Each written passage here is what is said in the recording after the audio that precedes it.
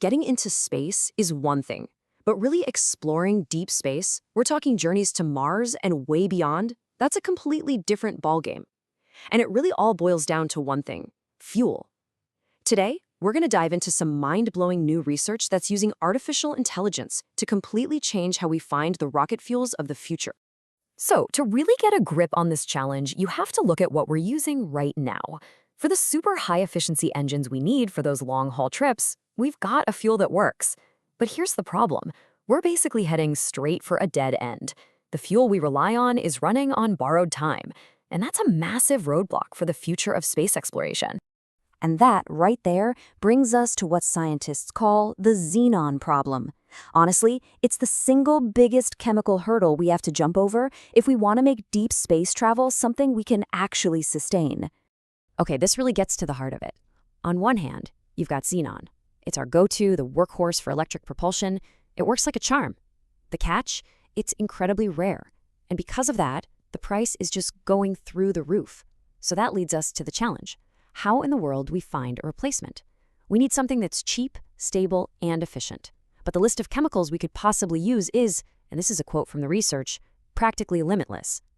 Trying to test them one by one in a lab? It's not just slow, it's completely, utterly impossible. So if you can't test every chemical in a lab, how do you even begin to search a library that's basically infinite? Well, you get clever. You build an AI navigator. You teach a machine to do the searching for you. And this is the question that just flips the whole script on how we discover new materials. I mean, think about it. What if you could just skip the physical lab altogether, all the time, all the money, and instead run millions of experiments inside a computer at a speed you can barely even imagine? And listen, this isn't just some sci-fi fantasy. The researchers themselves point out that machine learning is already a huge deal in other really complex fields, like discovering new medicines. The logic is pretty simple. If an AI can help find a life-saving drug, why can't it help find a new rocket fuel? The potential is right there to efficiently and accurately find the perfect candidates.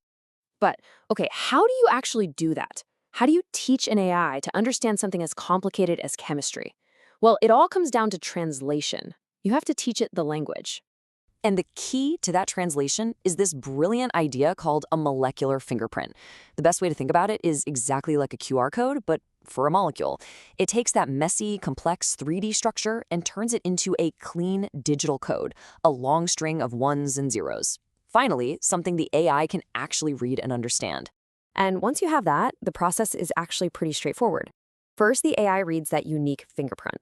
Then, its brain, a neural network, chews on that code to figure out the molecule's properties. And finally, boom, it spits out a prediction. Here's how we think this thing will work as a rocket fuel. And all of this happens without anyone touching a single test tube.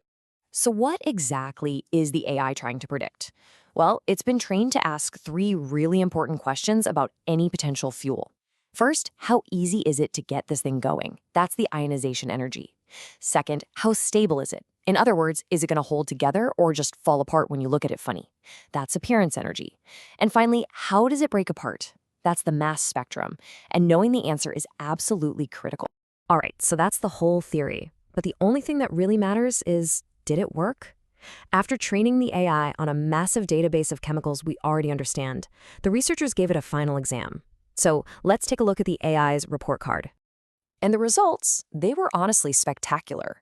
For those first 2 big questions, how easy is it to start and how stable is it, the AI's predictions had an error rate of less than 8%. Now that might not sound like a huge deal, but in a field as messy and unpredictable as chemistry, getting that kind of accuracy from a computer model is, well, it's a home run. But this next number is the one that really shows you the true power of this thing. 78%.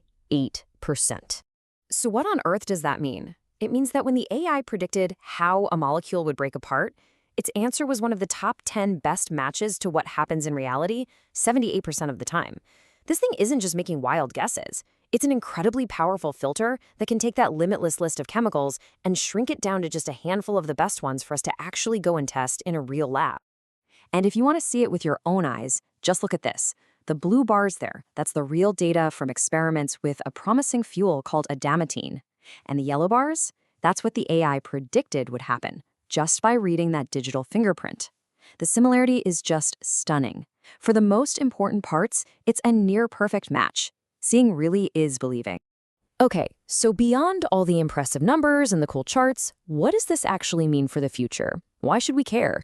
Let's zoom out for a second and look at the big picture here. What this research really kicks off is a totally new era for how we design propellants. First, it makes discovering new fuels radically faster, taking years of lab work and crunching it down into something a computer can do. That, in turn, is going to lead to cheaper missions, because we can finally find real alternatives to crazy expensive stuff like xenon. And maybe the most exciting part? It opens the door to creating custom-designed, mission-tailored fuels. I mean, just imagine designing the absolute perfect fuel for a long trip to Mars, and a totally different one that's optimized for a quick hop to an asteroid. At the end of the day, this research is about so much more than just rocket fuel. It's proof of a brand new way of doing science. And it leaves us with one last really big question to chew on.